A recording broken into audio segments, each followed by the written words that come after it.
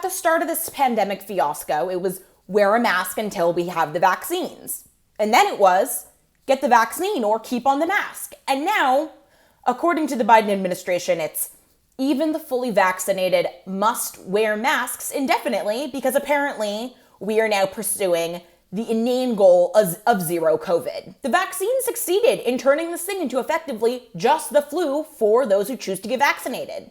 In DC, where we have 3 in 5 adults fully vaccinated and 3 in 4 seniors fully vaccinated, we have had 2 coronavirus deaths in the past 2 weeks. The pandemic here is over, and yet Muriel Bowser, following the insane guidance of the CDC, is now mandating that we all wear masks again in indoor spaces. This makes no sense, and quite frankly, we should just call it what it is.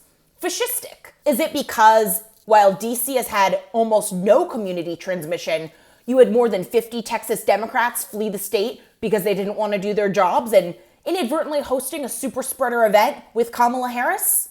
Or is it simply because they realize that we are never going back to the lockdowns? We are done living under this left-wing tyranny. We don't know, but what we can say is that it is not informed by the science. Of nearly 400,000 DC residents who have been fully vaccinated, only 4 have died from COVID, all of whom were already elderly and or immunocompromised. The fact is the vaccines work.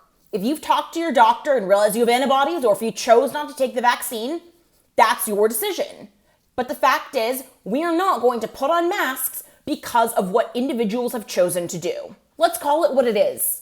A failure of the Biden administration because they couldn't get enough people vaccinated. Maybe it would have helped if people like Kamala Harris didn't threaten not to take the Trump vaccine. And maybe it would help if we didn't have Anthony Fauci and Rochelle Walensky actively discrediting themselves and the rest of the public health expert apparatus. But for the rest of us, we got our jabs or our antibodies or decided what we want to do, and the pandemic is over.